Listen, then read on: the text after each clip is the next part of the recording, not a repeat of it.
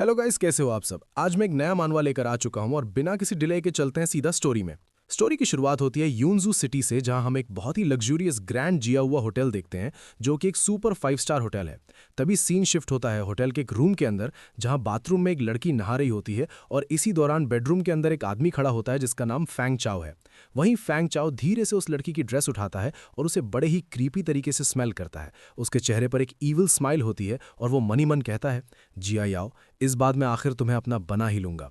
अभी वो अपनी घटिया सोच में डूबा ही होता है कि तभी अचानक रूम के डोर पर बेल बजती है और बाहर से आवाज आती है, सर आपकी फूड डिलीवरी आ गई है। ये सुनकर फैंग चाओ थोड़ा इरिटेट होता है और डोर की तरफ बढ़ते हुए कहता है, आ रहा हूं। जैसे ही डोर खुलता है हम देखते हैं बाहर एक डिलीवरी बॉय खड़ा है और वही डिलीवरी बॉय हमारा मेन कैरेक्टर ये चैन होता है। ये चैन बड़े रिस्पेक्ट के साथ कहता है, सर आपकी फूड डिलीवरी। लेकिन उसकी बात पूरी होने से पहले ही उसकी नजर रूम के अंदर चली जाती है। उसी पल बाथरूम का डोर खुलता है और जिया याओ टावल लपेटे हुए गीले बालों के साथ बाहर आती है।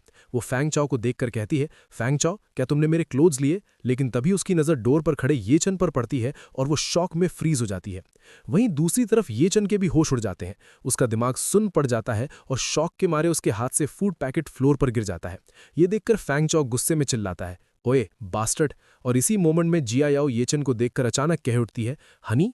ये सुनते ही फैंग चाओ कंफ्यूज हो जाता है, हनी। तभी फैंग चाओ को समझ आ जाता है कि ये डिलीवरी बॉय असल में कौन है। वो ये चन को ऊपर से नीचे तक घूरता है और एक मॉकिंग स्माइल के साथ कहता है, जिया याओ, तो तुम्हारा यूजलेस हस्बैंड एक फूड डिलीवरी वाला निकला। वो हंसते हुए अपनी किस्मत पर प्राउड फील करता है और मनी मन कहता है, मुझे यकीन नहीं हो रहा कि मैंने वैंग जिया याओ के निकम्मे हस्बैंड से ऑर्डर किया। इसी वक्त ये चन का गुस्सा फाइनली फूट पड़ता है और वो सीधा जिया याओ की आंखों में देखते हुए अपने दिल का दर्द बयान करता है, वैंग जिया याओ, मैं तुम्हारे वैंग फैमिली में 3 साल तक रहा, दिन में 3 बार तुम्हारे फैमिली को खाना खिलाया। वो आगे कहता है, डॉग की गंदगी साफ की, कैट को खाना दिया। मैं ये नहीं कहूंगा कि ये मुश्किल था, लेकिन कम से कम मैंने तुम्हारे साथ सही किया। उसकी आवाज और भारी हो जाती है जब वो कहता है, इन पिछले 3 सालों में तुमने मुझे अपना हाथ तक छूने नहीं दिया। इसी बात के साथ हम एक फ्लैशबैक दिखाया जाता है जहां जिया याओ हमेशा ये चन को इग्नोर करती थी और कहती थी, मेरे करीब मत आना, जाकर फ्लोर पर सो जाओ। फ्लैशबैक से वापस आते ही ये चन गुस्से और दर्द में चिल्लाता है, मुझे हमेशा लगता था तुम प्रिंसिपल्स वाली वुमन हो, लेकिन आज तुम किसी और आदमी के साथ मजे कर रही हो। वो आंखों में आंसू लिए पूछता है, तुमने ऐसा क्यों किया। लेकिन जिया याओ के चेहरे पर जरा सी भी शर्म नहीं होती और वो ठंडे टोन में कहती है, क्यों, क्योंकि मेरा हस्बैंड सिर्फ एक ऑर्डिनरी फूड डिलीवरी वाला है। वो प्राउडली फैंग चाओ की तरफ इशारा करती है और कहती है, क्या तुम जानते हो ये कौन है। इन्वेस्टमेंट फर्म के सीईओ फैंग चाओ, फैंग फैमिली के यंग मास्टर, यूनजू की फर्स्ट क्लास फैमिली जिनकी एसेट्स करोड़ों में है।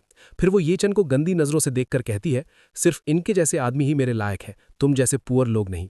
इसी मौके का फायदा उठाते हुए फैंग चाओ जिया याओ के शोल्डर पे हाथ रखता है और एरोगेंट टोन में ये चन से कहता है, ये देखते हुए कि तुम जिया याओ के हस्बैंड हो, मैं कोई कंप्लेंट फाइल नहीं करूंगा, समझ लो खाना डॉग्स को खिला दिया। फिर वो और इंसल्ट करते हुए कहता है, अगर तुम यहीं नीज पर बैठकर माफी मांगो तो मैं तुम्हें 5 स्टार रेटिंग दे दूंगा। ये सुनकर ये चन मनी मन कहता है, तुम दोनों कितने शेमलेस हो, सिर्फ इसलिए क्योंकि तुम रिच हो। और इसी मोमेंट पर फैंग चाओ जिया याओ के और करीब आते हुए कहता है, जिया उसकी चिंता मत करो, हम दोनों।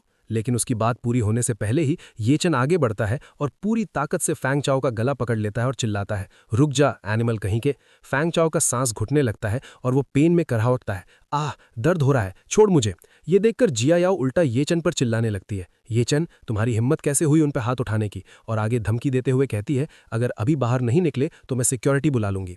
इसी पल ये चन अपनी वाइफ को उस आदमी को बचाते हुए देखकर अंदर से टूट जाता है। वो फैंग चाओ को छोड़ देता है और सिर्फ एक नाम बोल पाता है, वैंग जिया याओ। तभी ये चन को अपना पास्ट याद आता है जहां फ्लैशबैक में उसके ग्रैंडफादर कहते हैं, ये वही फियांसे है जो मैंने तुम्हारे लिए चूज की है। ये चन मनी मन सोचता है, जब मैंने उसे पहली बार देखा था मुझे लगा था मैं उसके साथ एक खुश जिंदगी बिताऊंगा, लेकिन प्रेजेंट में लौटकर वो सोचता है वो सब सिर्फ मेरी विशफुल थिंकिंग थी।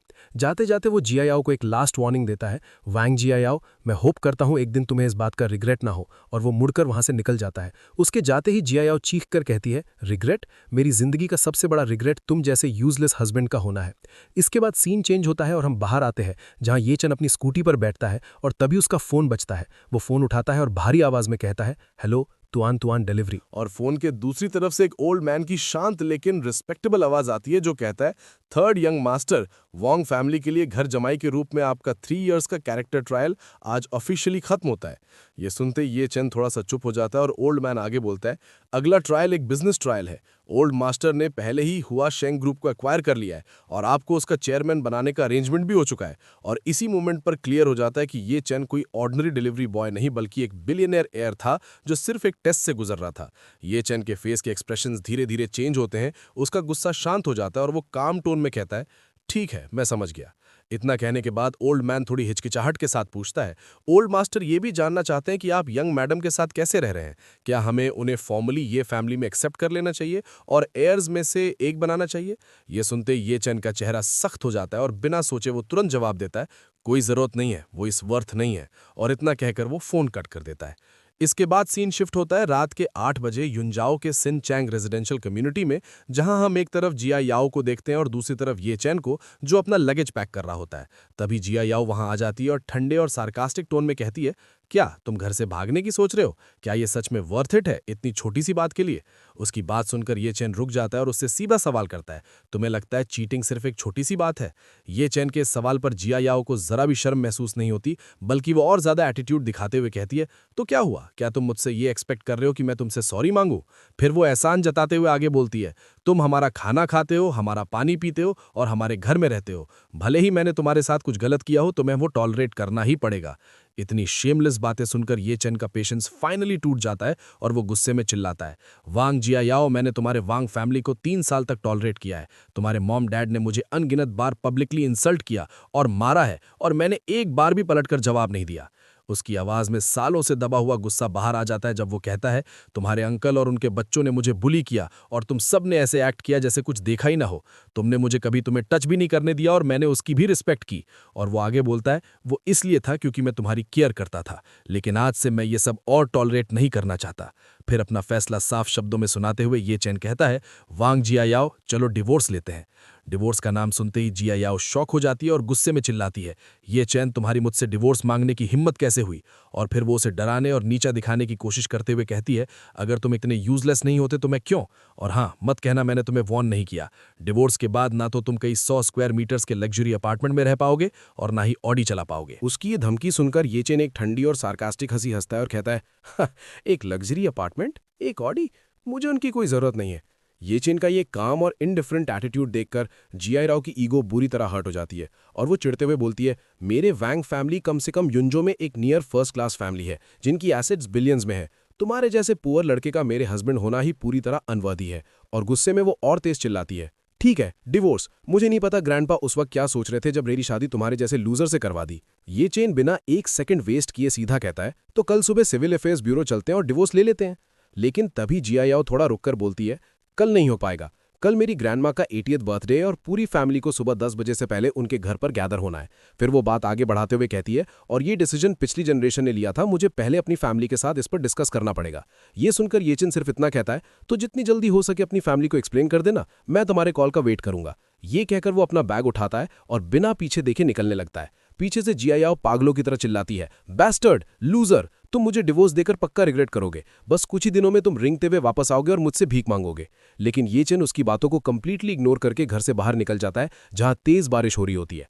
वो बारिश में खड़ा होता है कि तभी उसका फोन बजता है। वो कॉल उठाता और कहता है, हेलो।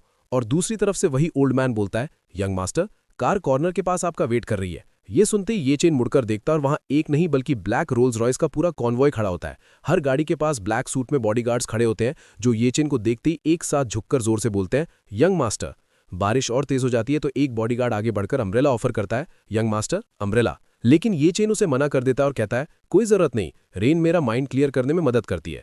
तभी दूसरा बॉडीगार्ड आगे बढ़कर ये चेन के शोल्डर्स पर एक महंगा कोट डाल देता है और जैसे ही वो कोट पहनता है उसका पूरा ऑरा बदल जाता है। फिर वो हैवी वॉइस में सिर्फ एक ऑर्डर देता है, चलो। और जैसे ही कॉन्वॉय मूव करता है, आसपास खड़े लोग ये सीन देखकर शॉक हो जाते हैं। क्राउड में से आवाजें आती हैं, वाओ, रोल्स रॉयस। और कोई और चिल्लाता है, ये सब रोल्स रॉयस हैं, ये क्या हो रहा है? ऊपर अपार्टमेंट की विंडो से जिया याओ भी ये शोर सुनती है और नीचे झांक कर देखती है। वो कंफ्यूज होकर खुद से सोचती है, इतनी सारी रोल्स रॉयस यहाँ से क्यों जा रही हैं? क्या कोई बहुत इंपॉर्टेंट इंसान यहाँ आया था? उसे जरा भी अंदाजा नहीं होता कि वो इंपॉर्टेंट इंसान वही था जिसे उसने अभी घर से निकाला है। इसी के साथ हमें ये फैमिली के बारे में बताया जाता है कि दुनिया सिर्फ रॉथस्चिल्ड्स, डुपॉन्ट्स और मॉर्गन्स जैसी मिस्टीरियस फैमिलीज को जानती है, लेकिन सबसे मिस्टीरियस फैमिली असल में ये फैमिली है जिनके एसेट्स 100 बिलियन से ज्यादा हैं, फिर भी वो बेहद लो की रहते हैं और तुम रिच लोगों की लिस्ट में उनका नाम भी नहीं ढूंढ पाओगे। सीन चेंज होता है और ये चेन एक हेलीकॉप्टर के पास पहुंच चुका होता है जहां एक बॉडीगार्ड रिस्पेक्ट के साथ कहता है, यंग मास्टर इस तरफ। और यही हमें बताया जाता है कि ये फैमिली अपने एयर्स को कैसे प्रिपेयर करती है, जहां नेक्स्ट जनरेशन के कैंडिडेट्स 3 साल की एज से ही स्क्रीनिंग और ट्रायल से गुजरते हैं। 5 साल की एज में मार्शल आर्ट्स, पियानो और वायलिन एक साथ सीखते हैं और 18 ईयर्स तक वो पहले ही अमेरिकन यूनिवर्सिटी का 4 ईयर्स का बिजनेस स्कूल करिकुलम कंप्लीट कर चुके होते हैं। लेकिन सिर्फ स्टडीज ही नहीं बल्कि कैरेक्टर को मोल्ड करने के लिए फैमिली एल्डर्स उन्हें स्पेशल टेस्ट देते हैं। इसी बात पर ये चेन को याद आता है वो दिन जब 3 साल पहले ये फैमिली एस्टेट में उसके ग्रैंडपा ने उसे ऑर्डर दिया था, ये चेन, मैं तुम्हारी मैरिज वैंग फैमिली में युंजो की एक सेकंड क्लास फैमिली के साथ एक कॉमन मैन के रूप में अरेंज कर रहा हूं। तुम अपनी आइडेंटिटी रिवील नहीं करोगे और इस टेस्ट को सक्सेसफुली कंप्लीट करोगे। जिसके जवाब में ये चेन ने कहा था, हाँ ग्रैंडपा, मैं समझ गया।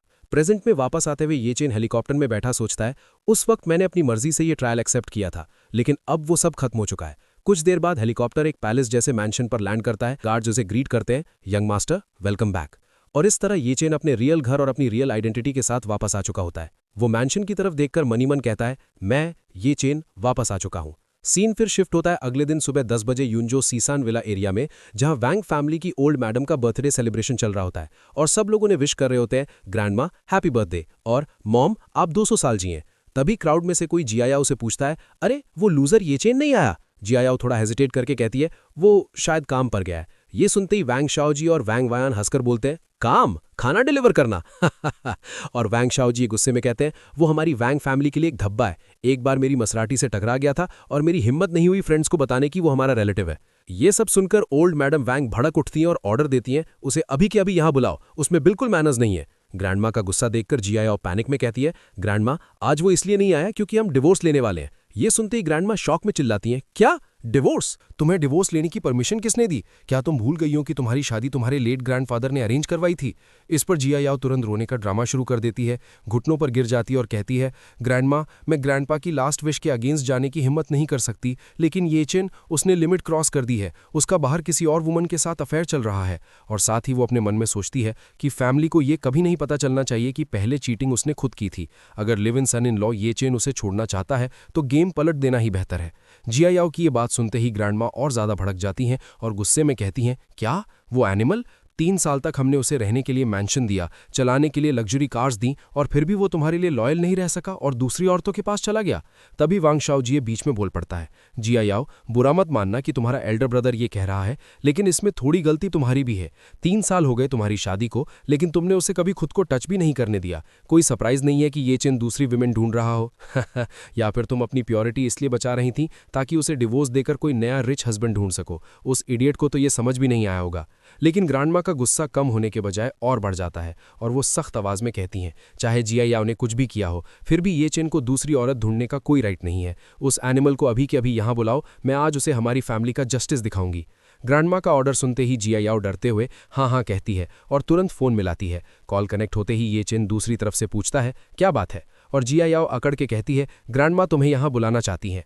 लेकिन ये चेन बिना सोचे सीधा जवाब देता है, नहीं आ रहा, और इतना कहकर फोन कट कर देता है।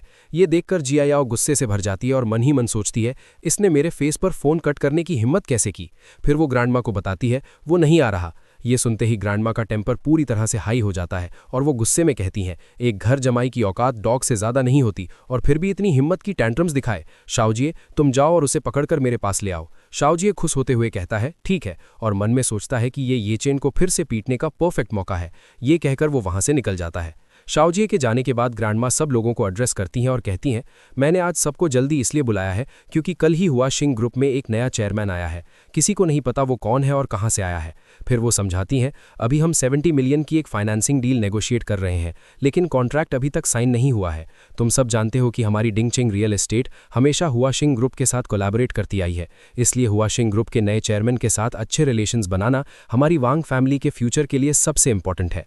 वहीं दूसरी तरफ सीन शिफ्ट होता है जहां हम ये चेन को देखते हैं और उसका बॉडीगार्ड थोड़ा कंफ्यूज्ड होकर पूछता है, यंग मास्टर आप अभी भी कुरियर के कपड़े क्यों पहने हुए हैं? इस पर ये चेन शांत टोन में जवाब देता है, आज कुरियर के तौर पर मेरे कॉन्ट्रैक्ट का लास्ट डे है, मैंने जो शुरू किया था उसे खत्म करना चाहता हूं। और मन ही मन सोचता है कि अभी अपनी आइडेंटिटी बताने का वक्त नहीं आया, दुश्मन को खुले में देखना ज्यादा ईजी होता है जब मैं अंधेरे में रहूं। तभी अचानक उसका फोन बजता है और वहीं हम वांग शाओजिए को अपनी कार में ये चेन को लेने आता हुआ कॉल पर बोलता है, हेलो ये चेन, मैं वांग शाओजी ये बोल रहा हूँ, कहाँ हो तुम, चलो बात करते हैं। और ये चेन बिना डरे कामली जवाब देता है, मैं लुवियान रेजिडेंशियल कम्युनिटी में खाना डिलीवर कर रहा हूँ। वांग शाओजी ये ठंडी हंसी के साथ कहता है, ओ मैं बस अभी वहाँ आ रहा हूँ, मेरा वेट करना। और कुछ ही देर बाद शाओजी अपनी कार को फुल स्पीड में लाता है, ये चन के पास आकर जोर से ब्रेक्स मारता है, फिर कार का ग्लास नीचे करके एटीट्यूड के साथ कहता है, गाड़ी में बैठो, ग्रैंडमा तुमसे मिलना चाहती हैं। ये सुनते ही ये चन बिना रुके सीधा जवाब देता है, भले ही तुम्हारी ग्रैंडमा वांग जिया याओ के लिए बैक करें, कोई फायदा नहीं है, मैं ये डिवोर्स लेकर ही रहूंगा। ये चन की बात सुनते ही शाओजी भड़क उठता है और गुस्से में चिल्लाता है, क्या तुम पागल हो गए हो, मेरी ग्रैंडमा तुमसे बैक करेंगी, वो तुम्हें फैमिली जस्टिस देना चाहती हैं। इस पर ये चन कामली पूछता है, फैमिली जस्टिस किस बेसिस पर? यह सवाल सुनते ही शाओजी और भड़क जाता है और उंगली उठाकर ब्लेम लगाता है, किस बेसिस पर? तुमने बाहर एक फकिंग वुमन ढूंढी है, चाहे जो भी हो, वांग जिया याओ अभी भी वांग फैमिली की मेंबर है, तुमने वांग फैमिली के साथ गलत किया है, इसलिए तुम मरने के लायक हो। ये सुनते ही ये चन धीरे से अपना हेलमेट उतारता है और सरप्राइज के साथ पूछता है, मैंने बाहर वुमन ढूंढी है, क्या वांग जिया याओ ने ये कहा? और अगले ही पल वो अपनी हंसी रोक नहीं पाता और जोर से हंसता है, फफ। उसकी हंसी देखकर शाओजी चिढ़कर पूछता है, तुम हंस क्यों रहे हो? तभी ये चन का फेस एकदम सीरियस हो जाता है और वो मन ही मन गुस्से में कहता है, वांग जिया याओ, वो शेमलेस औरत, लोगों को बुली करने की भी एक लिमिट होती है। ये चन के इस बदलते हुए ऑरा को देखकर शाओजी के दिल में थोड़ा सा डर पैदा हो जाता है और वो मन ही मन सोचता है, ये क्या हो रहा है? ये चन का एक्सप्रेशन सडनली इतना स्कैरी क्यों हो गया, जैसे कोई सुपीरियर सबको नीचे देख रहा हो। लेकिन फिर वो खुद को समझाता है, नहीं, मैं पक्का गलत देख रहा हूँ, इस यूजलेस ट्रैश के पास ऐसी ऑरा कैसे हो सकती है?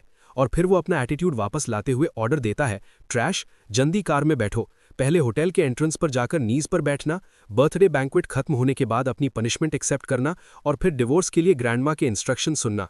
शाओजी की बकवास सुनते ही ये चन सीधा मना कर देता है, मैंने कहा मैं नहीं जा रहा। ये सुनते ही शाओजी कार का डोर खोलकर बाहर निकलता है और थ्रेटन करता है, लगता है तुम्हारी स्किन में फिर से इचिंग हो रही है। और वो येचन पर अटैक करने के लिए आगे बढ़ता है, मैं मारूंगा। लेकिन उसके हाथ उठने से पहले ही येचन घूमकर एक जोरदार किक उसके फेस पर मारता है, जिससे शाओजी पेन में चिल्लाता है, आह, और गुस्से में बोलता है, तुम ट्रैश, तुमने वापस फाइट करने की हिम्मत की। इतना कहकर वो अपनी पॉकेट से एक नाइफ निकाल लेता है और चीखता है, मैं ग्रैंडमा के लिए फैमिली जस्टिस एग्जीक्यूट करूंगा, मैं तुम्हें काट कर मार दूंगा। और ये कहते ही वो नाइफ से तेज अटैक्स करने लगता है, स्विश स्विश स्विश। लेकिन येचन बड़ी आसानी से उसके सब अटैक्स डॉज करता है और एक प्रिसाइज हिट से उसके हाथ पर मारकर नाइफ गिरा देता है। इसके तुरंत बाद येचन उस पर पंचेस की बारिश कर देता है और शाओजी के फेस को बुरी तरह पीट देता है। कुछ ही सेकंड्स में शाओजी जमीन पर गिर जाता है और दर्द से चिल्लाता है, आओ आओ। शाओजी की हालत खराब करने के बाद येचन ठंडे टोन में वार्निंग देता है, वापस जाओ और वांग फैमिली को बता देना, मैं अब उनका डॉग नहीं हूं जो बुलाने पर आए और हाथ हिलाने पर चला जाए। जब तक मैं खुद न चाहूं कोई मुझे ऑर्डर नहीं दे सकता। जमीन पर पड़े शाओजी गुस्से में चिल्लाता है, तुम live in son in law, बस रुक जाओ। सीन शिफ्ट होता है और हम वान हाउ होटल का नज़ारा देखते हैं। वहाँ ओल्ड मैडम वैंग वेट कर रही होती हैं और तभी यहाँ पे साओजिए भी आ जाता है और ये देखकर वो हैप्पी होते हुए कहती हैं, साओजिए हमेशा की तरह एफिशिएंट है। लेकिन तभी साओजिए कार से लड़खड़ाते हुए बाहर निकलता है और रोता है, ग्रैंडमा। साओजिए का सूजा हुए फेस देखकर ग्रैंडमा शॉक हो जाती हैं और पूछती हैं, मेरे अच्छे ग्रैंडसन, तुम्हें इस तरह किसने मारा, किसने तुम्हें हिट किया? साओजिए रोते हुए कंप्लेन करता है, ग्रैंडमा, वो वांग जिया याओ का यूजलेस हस्बैंड था जिसने मुझे मारा। ये सुनते ही पास खड़े साओजिए के डैड वांग जीचियांग एंगर से रेड हो जाते हैं और कहते हैं, क्या उस यूजलेस चीज ने तुम्हें हर्ट करने की हिम्मत की? मैं उसे डेड चाहता हूं। तभी इधर साओजिए रिक्वेस्ट करता है, पुलिस को बुलाएं ग्रैंडमा। इस पर ग्रैंडमा मना करते हुए समझाती हैं, ये एक फैमिली मैटर है, टेंशन मत लो, मैं पक्का उसे वो पनिशमेंट दिलवाऊंगी जो वो डिजर्व करता है। ऐसी शेमफुल बात पुलिस को बुलाने से न्यूज इजीली फैल जाएगी। फिर ग्रैंडमा जीचियांग की तरफ मुड़ती हैं और ऑर्डर देती हैं, जीचियांग, मुझे पता है तुम अंडरवर्ल्ड में कुछ फ्रेंड्स को जानते हो, उन्हें उस एनिमल को एक हार्ड लेसन सिखाने दो और उसे वापस मेरे पास लाओ। जीचियांग तुरंत मान जाता है और कहता है, जी। हाफ आवर बीत जाता है और सीन हुआयान रेजिडेंशियल कम्युनिटी में शिफ्ट होता है। वहां ये चैन चल रहा होता है। तभी दो बड़े गूंज उसका रास्ता रोक लेते हैं और पूछते हैं, ये चैन है ना, हमारे साथ चलो। उन्हें देखकर ये चैन समझ जाता है और कहता है, फिर से वांग फैमिली ने भेजा है, राइट? आज फूड डिलीवर करने का मेरा लास्ट डे है, मैं कहीं नहीं जा रहा। उसकी बात सुनकर गून एंगर में कहता है, तुम टोस्ट रिफ्यूज कर रहे हो सिर्फ फॉफिट पीने के लिए? पहले इसके हैंड्स तोड़ दो, फिर हम बात करेंगे। और वो दोनों उस पर अटैक कर देते हैं। लेकिन अगले ही पल वहां से सिर्फ चीखने की आवाजें आती हैं, आ आऊ। और उस सभी को पीटने के बाद ये चन अपनी डिलीवरी बैग चेक करता है और रिलीफ की सांस लेते हुए कहता है, लकीली काम अफेक्ट नहीं हुआ। लेकिन तभी उनमें से एक गून हिम्मत करके पीछे से अटैक करने के लिए उठता है और चिल्लाता है, रुक। ये सुनते ही ये चन बिना पीछे मुड़े बस एक जोरदार बैकहैंड पंच मारता है, जिससे वो गूंद हवा में उड़ता हुआ दूर जा गिरता है और वहीं ढेर हो जाता है। ये चन वापस अपना बैग चेक करता है और कहता है, लकीली टेक आउट ठीक है। इसके बाद वो अपनी स्कूटर पर बैठता है और अगले डेस्टिनेशन की तरफ निकलते हुए कहता है, बस एक लास्ट ऑर्डर बचा है। और उसके बाद सीन शिफ्ट होता है वानहाउ होटल की तरफ, जहां वांग फैमिली की पार्टी चल रही थी। और तभी वांग जीचियांग घबराया हुआ अपनी मॉम को बताता है, मॉम, जो प्रोफेशनल गूंज मैंने हायर किए थे वो ये चन के हाथों क्रिपल हो गए हैं। ये सुनकर ओल्ड मैडम वांग शॉक हो जाती हैं और एंगर में पूछती हैं, क्या क्या कोई नहीं है जो इस एनिमल को हैंडल कर सके? उनकी ये बातें सुनकर आसपास खड़े गेस्ट सरप्राइज हो जाते हैं और आपस में विस्पर करने लगते हैं, माय गॉड, मैंने सच में ये एक्सपेक्ट नहीं किया था। क्या वो useless live in son in law एक मार्शल आर्टिस्ट हो सकता है? तभी पास खड़ा एक ओल्ड मैन कहता है, ओल्ड मैडम, मिस्टर माकुन जो युनजाओ में 1-to-1 डिलीवरी के जनरल एजेंट है, वो बर्थडे की विश देने आए हैं। ये नाम सुनते ही जीचियांग अपनी मॉम से कहता है, क्या ये येचन का बॉस नहीं है? मॉम, मेरे पास एक अच्छा आइडिया है। अगली सीन में हम देखते हैं कि 2-on-2 डिलीवरी के जनरल एजेंट मा कुन हाथ में एक महंगी वाइन बॉटल लिए अंदर एंटर करते हैं। वो बड़े अदब के साथ आगे बढ़ते हैं और मुस्कुराते हुए कहते हैं, ओल्ड मैडम वोंग, मैंने सुना है आपको ड्रिंक करना पसंद है। ये लीजिए 90 रोमनी कोंटी की एक बॉटल स्पेशली आपके लिए। हैप्पी बर्थडे और दुआ करता हूं आप लंबी और हेल्दी जिंदगी जिएं। इसके बाद ओल्ड मैडम वैंग गिफ्ट तो एक्सेप्ट कर लेती हैं, लेकिन उनका चेहरा उतरा हुआ होता है। वो धीमी आवाज में कहती हैं, शुक्रिया प्रेसिडेंट माँ। उनका मूड देखकर माकुन थोड़ा कंसर्न्ड हो जाता है और पूछता है, ओल्ड मैडम वैंग, क्या बात है, आप थोड़ी अपसेट लग रही हैं। तभी ओल्ड मैडम गहरी सांस लेते हुए जवाब देती हैं, बॉस माँ, मुझे आप पर हंसने का डर नहीं, लेकिन हमारी वैंग फैमिली इस वक्त एक सीरियस फैमिली ट्रबल से गुजर रही है। उसके बाद बात को आगे बढ़ाते हुए जी चैंग बीच में बोल पड़ता है, क्या आपको ये चैन याद है, मेरे छोटे भाई के फैमिली का वो घर जमाई? ये सुनकर माकुन थोड़ा हैरान हो जाता है और तुरंत पूछता है, आप कह रहे हो कि उस घर जमाई ने सिर्फ चीट ही नहीं किया बल्कि आपके यंग मास्टर को जख्मी भी कर दिया? इसके बाद माकुन मन ही मन सोचता है, उस घर जमाई की इतनी हिम्मत कैसे हुई वैंग फैमिली को प्रवोक करने की। फिर वो अफसोस भरे टोन में कहता है, अफसोस की बात है युनजो में मेरे ज्यादा कनेक्शंस नहीं है, वरना मैं खुद उस एहसान फरामोश बेकार इंसान को सबक सिखाता। ये सुनते ही जी चैंग जल्दी से कहता है, नहीं नहीं बॉस माँ, आप बहुत हम्बल हैं, आप इस मामले में एक्चुअली मदद कर सकते हैं। फिर वो थोड़ा आगे झुककर कहता है, वो कमीना आपका एम्प्लॉय है, 2-on-2 डिलीवरी में काम करता है। ये सुनकर माकुन पूरी तरह शॉक हो जाता है, क्या ये चेन 2-on-2 डिलीवरी का एम्प्लॉय है? सच्चाई कंफर्म होते ही उसके चेहरे पर एक कॉन्फिडेंट स्माइल आ जाती है और वो कहता है, प्रेसिडेंट वैंग, ये मामला अब मुझ पर छोड़ दीजिए। इसके बाद माकुन तुरंत अपना फोन निकालता है और कॉल लगाता है, हेलो लिटिल चाय, चेक करो ये चेन की एम्प्लॉय आईडी और उसकी करंट लोकेशन। फिर शातिर मुस्कान के साथ ऑर्डर देता है, गुड, उसे तुरंत एक ऑर्डर असाइन करो, लोकेशन वानहाउ ग्रैंड होटल। 15 मिनट बाद हम ये चन को होटल के बाहर पहुंचते हुए देखते हैं। वो फोन पर कहता है, मिस्टर मा, आपका फूड डिलीवरी आ चुका है, मैं वानहाउ होटल के एंट्रेंस पर हूं। दूसरी तरफ से माकुन ठंडे टोन में कहता है, अंदर लेकर आओ। ये चन होटल को देखकर थोड़ा सस्पिशियस हो जाता है और मन ही मन सोचता है, वानहाउ ग्रैंड होटल युनजो का बेस्ट बर्थडे बैंक्वेट होटल है, वांग जिया याओ की पूरी फैमिली यहीं होगी। फिर वो फोन पर पोलाइटली कहता है, होटल पॉलिसी के अकॉर्डिंग डिलीवरी ड्राइवर्स को अंदर अलाउ नहीं होता, प्लीज आप बाहर आकर ले लीजिए। इधर अंदर खड़ा माकुन जो ओल्ड मैडम के साथ होता है फोन पर कहता है, ठीक है, एंट्रेंस पर वेट करो, और फोन काट देता है। तभी बाहर खड़ा ये चन अचानक कई फुटस्टेप्स की आवाज सुनता है और समझ जाता है, डैम इट, ये एक ट्रैप है। और तभी माकुन ओल्ड मैडम वैंग और पूरी वैंग फैमिली के साथ बाहर आता है और रिस्पेक्टफुली ओल्ड मैडम को रास्ता दिखाते हुए कहता है, ओल्ड मैडम वैंग इस तरफ। फिर माकुन सीधा ये चन के सामने आकर अकड़ के साथ ऑर्डर देता है, अपनी यूनिफॉर्म और वर्क बैच उतारो, अभी के अभी। कंफ्यूज्ड ये चन पूछता है, तुम्हारा क्या मतलब है?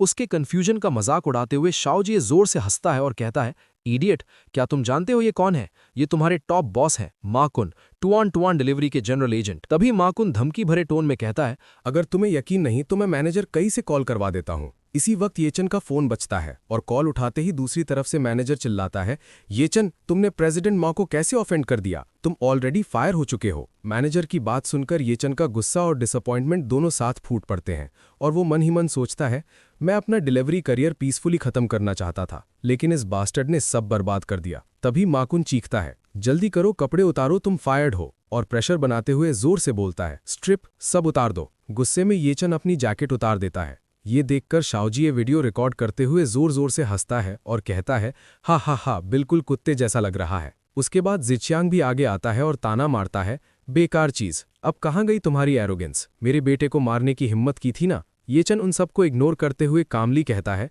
बॉस माँ, सुना है इस साल आपका तुआन डिलीवरी के साथ एजेंसी कॉन्ट्रैक्ट एक्सपायर हो रहा है। ये सुनकर माकुन शौक और गुस्से दोनों में आ जाता है। मन ही मन सोचता है इसे कैसे पता, लेकिन ऊपर से एटीट्यूड दिखाते हुए कहता है इससे तुम्हारा क्या लेना देना। और फिर ये चेन डिक्लेयर करता है रिन्यूअल डिस्कस करने के लिए कैपिटल जाने की जरूरत नहीं है, तुम अब एजेंट नहीं रहोगे। ये सुनते ही माकुन भड़क उठता है और चिल्लाकर कहता है तुम समझते क्या हो खुद को? तुम कहते हो मैं एजेंट नहीं बन सकता तो मैं एजेंट नहीं बन सकता। क्या तुम जानते हो तुआन तुआन डिलीवरी के सीईओ के साथ मेरे रिलेशंस कितने टाइट हैं?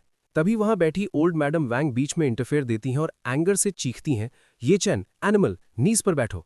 वो सबके सामने अनाउंस करती हैं आज सभी गेस्ट्स के सामने मैं तुम पर फैमिली जस्टिस एग्जीक्यूट करूंगी।